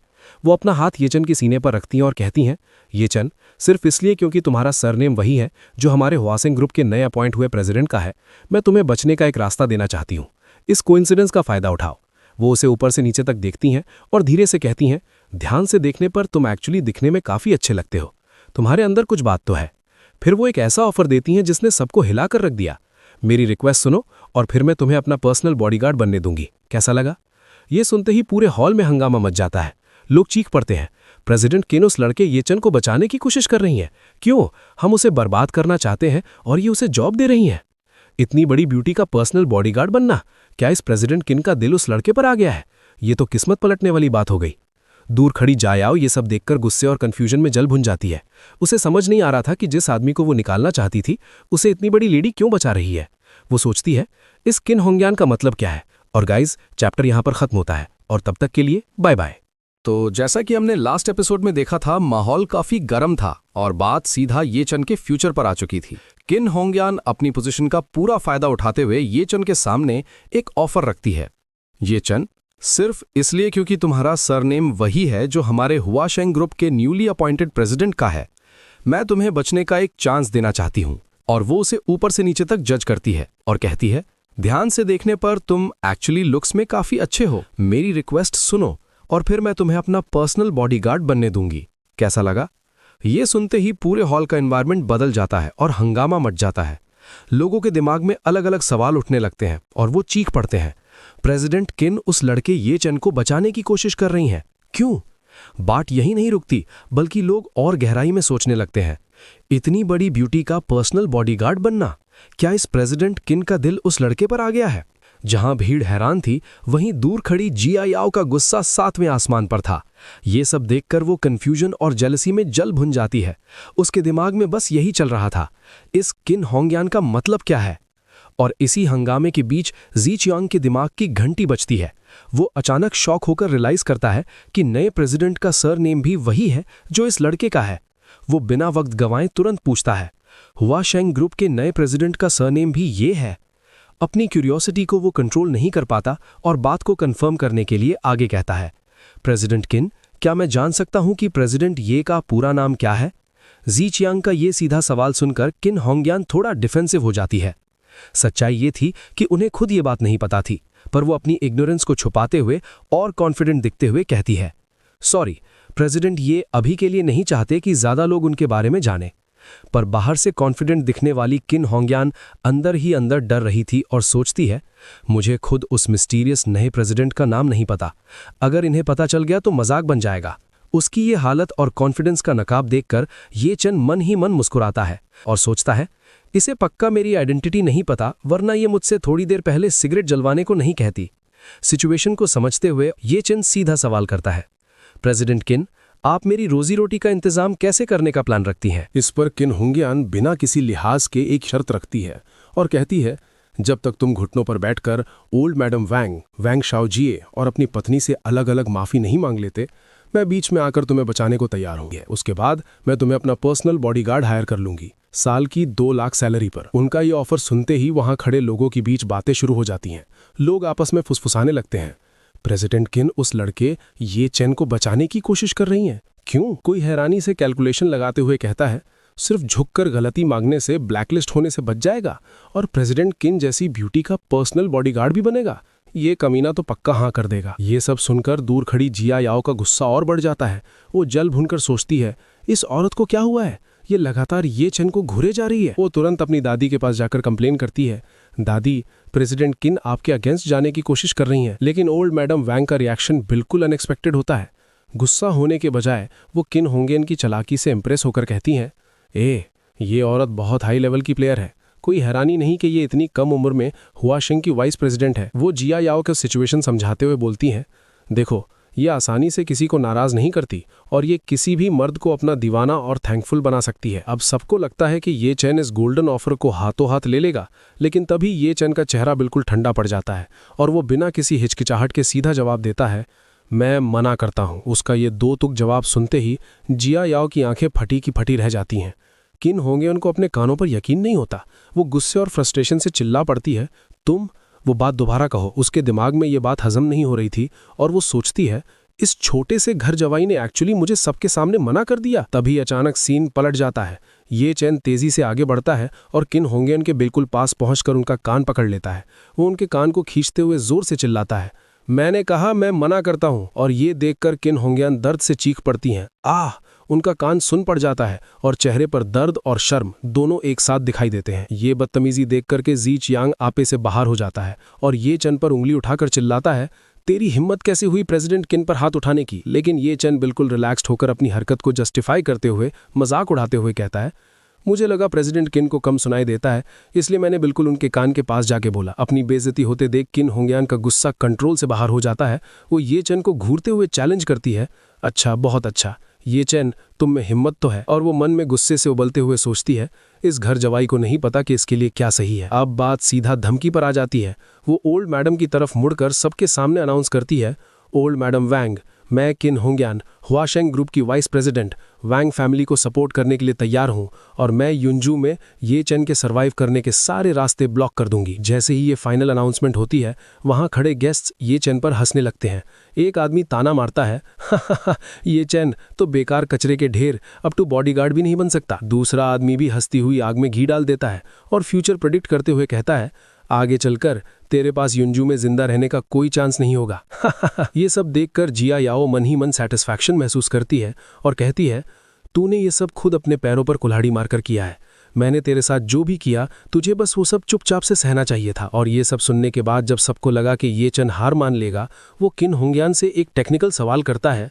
किन होंग्यान, क्या मैं पूछ सकता हूं कि आपने जो अभी कहा वो आपका पर्सनल डिसीजन है या वाशिंग ग्रुप का? किन होंग्यान बिना हिचकिचाहट पूरे कॉन्फिडेंस के साथ जवाब देती है, बिल्कुल, ये दोनों का डिसीजन है। इस पर ये चैन उन्हें लॉजिक के जाल में घेर लेता है और कहता है, आप वॉशिंग ग्रुप की वाइस प्रेसिडेंट हैं, प्रेसिडेंट नहीं, तो आपको वॉशिंग ग्रुप का स्टैंस रिप्रेजेंट करने का क्या हक है? ये चैन की ये लॉजिकल बात सुनते ही भीड़ में खुसफुस शुरू हो जाती है। लोग रियलाइज करते हैं कि बात में दम है और कहने लगते हैं, सही बात है, प्रेसिडेंट किन की पोजीशन वॉशिंग ग्रुप में सबसे हाई नहीं है। कोई दूसरा गेस्ट लीगल एंगल से कहता है, लॉजिकली देखा जाए तो वो प्रेसिडेंट के बिहाफ पर डिसीजन नहीं ले सकती।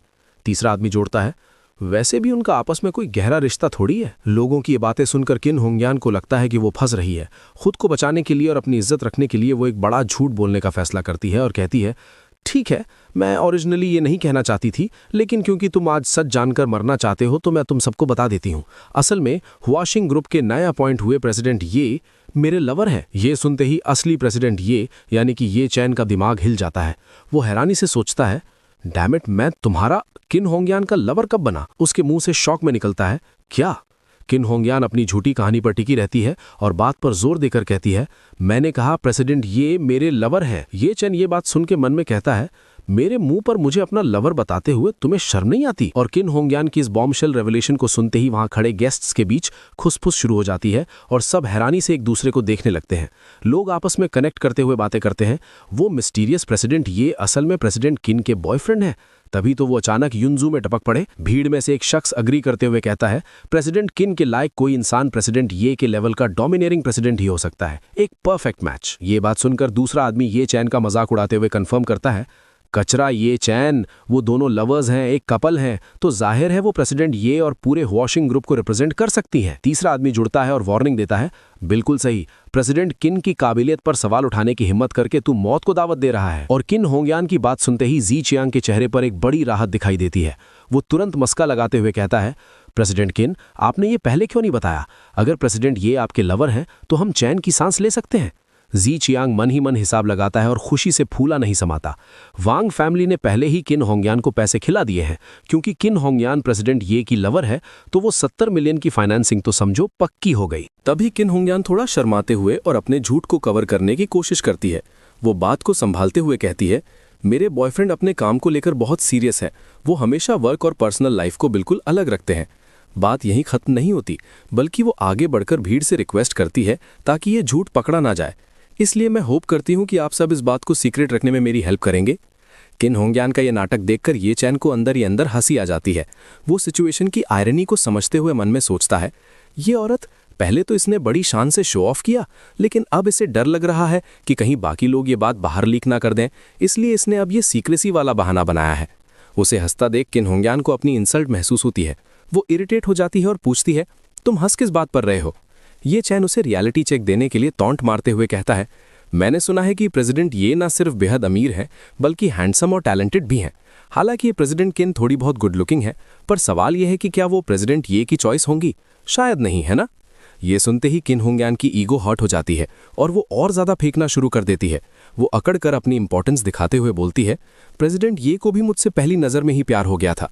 उन्होंने साउथ ईस्ट एशिया में एक पूरा आइलैंड रेंट पर लिया, एक शानदार कन्फेशन सेरेमनी अरेंज की और बेग करते हुए मुझसे उनकी गर्लफ्रेंड बनने की रिक्वेस्ट की। भीड़ ये सुनकर वाव करती है और पूरी तरह से इंप्रेस हो जाती है। लेकिन असली प्रेसिडेंट होने के नाते ये चैन ये सुनकर शॉक हो जाता है और सोचता है, तुम औरत सच में स्टोरीज बनाना अच्छे से जानती हो। फिर वो इस पॉइंटलेस डिस्कशन से थक कर कहता है, रहने दो, मैं तुमसे अब और आर्ग्यू नहीं करना चाहता। इस पॉइंट पर ये चैन अपना ध्यान हटाता है और सीधा जायाओ की तरफ मुड़ता है और अपना फाइनल डिसीजन सुनाता है। जायाओ, चलो अभी सिविल अफेयर्स ब्यूरो चलते हैं डिवोर्स का प्रोसेस शुरू करने के लिए। ये बात सुन के जायाओ भी बराबर गुस्से में जवाब देती है, ठीक है चलो। लेकिन तभी शाओजी उनका रास्ता रोक लेता है। वो उन्हें इतनी आसानी से जाने नहीं देना चाहता और मॉकिंग टोन में कहता है, इतनी जल्दी मत करो, बर्थडे बैंक्वेट खाने के बाद चले जाना। जब हम थोड़ी देर में फीस्ट शुरू करेंगे तो दरवाजे पर तुम्हारे लिए भी एक बोर्ड रख देंगे। आखिरकार खाना खाने के बाद तुम्हें युनजाओ से गेट आउट जो होना है। फिर शाओजे माकुन की तरफ मुड़ता है और पुराने किस्से को याद करते हुए कहता है, मुझे अभी भी बॉस माँ को थैंक यू बोलना है। वो बाहर वाला सीन जहां तुमने ये चैन के कपड़े उतरवाए थे वो क्लासिक था, बिल्कुल किसी डॉग को ट्रेन करने जैसा। माकुन भी अपनी तारीफ सुनकर खुश हो जाता है और कहता है, यंग मास्टर वांग कुछ ज़्यादा ही पोलाइट हो रहे हैं। अगर मुझे पता होता तो मैं यंग मास्टर वांग से पहले ही रिकॉर्ड करने को कह देता। आगे चलकर जब आप बोर होते तो उसे देखकर कुछ स्ट्रेस कम कर सकते थे। वो एक शैतानी स्माइल के साथ ऐड करता है, आखिरकार इस तरह की डॉग ट्रेनिंग वाली वीडियो बहुत रेयर होती है। इन दोनों की बदतमीजी और हद से ज्यादा एरोगेंस सुनकर ये चेन का दिमाग पूरी तरह घूम जाता है। वो मन में एक फाइनल फैसला कर लेता है, माँ को उनका काम अभी के अभी तमाम करना पड़ेगा। इसके आगे और कोई सुनवाई नहीं होगी। बिना एक सेकंड भी वेस्ट किए वो तुरंत अपना फोन निकालता है और एक खास नंबर डायल करता है। उधर से वही ओल्ड मैन की रिस्पेक्टफुल आवाज आती है, थर्ड यंग मास्टर। ये चेन बिना वक्त गवाए अपने टारगेट को कंफर्म करने के लिए पूछता है, वहां वो आदमी है जो फूड डिलीवरी का काम करता है और हमेशा मेरे दादाजी को खाना खिलाने की जिद करता रहता है। उसका नाम क्या था भला? मुझे याद नहीं आ रहा। फोन पर वो ओल्ड मैन तुरंत डिटेल्स कंफर्म करता है, क्या आप ट्वान ट्वान डिलीवरी के सीईओ वू शिया होंग की बात कर रहे हैं? नाम सुनते ही ये चेन सीधा हुक्म देता है, राइट, वही है वो। उसे अभी कांटेक्ट करो और कहो कि वो यूनजू में ट्वान ट्वान डिलीवरी की एजेंसी को इमीडिएट इफेक्ट से रिवोक कर दे। ये सुनते ही पास खड़े सब लोग शॉक हो जाते हैं। उन्हें अपने कानों पर यकीन नहीं होता कि ये लड़का किस लेवल की बात कर रहा है और किसे ऑर्डर दे रहा है। फोन पर वो ओल्ड मैन बात को आगे बढ़ाते हुए कहता है, जी, वो हमेशा से ओल्ड मास्टर को जानना चाहते थे और उनके कांटेक्ट में आना चाहते थे, तो वो आपके लिए ये काम करके जरूर खुश होंगे। सोचा जाए तो उनकी नेटवर्थ अब 50 बिलियन से ज्यादा है, तो वो ओल्ड मास्टर के साथ खाना खाने के लायक है। ये सुनकर ये चेन थोड़ा इंप्रेस होकर एक सीनियर की तरह कहता है, इस बच्चे ने पिछले कुछ सालों में काफी अच्छी प्रोग्रेस कर ली है। किसी और दिन उसकी मेरे साथ मीटिंग फिक्स करो, मैं उसे ट्रीट दूंगा। ओल्ड मैन तुरंत आज्ञा मानता है, जी यंग मास्टर। जैसे ही ये चेन फोन कट करता है, वहां एक पल के लिए सन्नाटा छा जाता है, क्योंकि लोगों को समझ नहीं आता कि ये सच था या कोई मजाक। लेकिन अगले ही पल शाओजे जोर जोर से हंसने लगता है, जैसे उसने सदी का सबसे बड़ा जोक सुन लिया हो। ये चेन, तुम किस तरह का ड्रामा कर रहे हो? बॉस माँ की एजेंसी रिवोक करवाना? तुम अपने आप को समझते क्या हो? माकुन भी ये चेन को नीचा दिखाते हुए उसकी औकात याद दिलाता है और कहता है, बच्चे, तुम्हें शो ऑफ करने के लिए सही टाइम चुनना चाहिए। क्या तुम्हारी ये फेक बातें यहां काम आएंगी? तुम जैसे लूजर से कौन डरेगा भला? बात यही नहीं रुकती। माकुन आगे बढ़कर ये चेन के दादा की इंसल्ट करता है, तुम्हारा दादा बस एक फार्मर है, सीईओ वू के पास हजारों करोड़ की वेल्थ है। तुम अपने दादा को उनके साथ खाना खिलाओगे? तुम साले किसी सपने में जी रहे हो। जिया याओ भी गुस्से से ये चेन को घूरती है। उसे लगता है कि ये सब बस अटेंशन पाने के लिए है, और वो कहती है, डिस्गस्टिंग लगता है मुझे। अगर तुम्हारे पास कैपेबिलिटी नहीं है तो नहीं है, ये ड्रामा क्यों करना? लेकिन इधर साइड में खड़ी किन होंगयान की आंखें ये चेन पर टिकी होती हैं। वो बाकियों की तरह हंस नहीं रही थी, बल्कि कुछ गहरा सोच रही होती है। तभी अचानक माहौल को चीरते हुए माकुन का फोन बज उठता है, और तभी माकुन स्क्रीन देखता है और एक्साइटेड होकर चिल्लाता है, ये तो सीईओ वू है।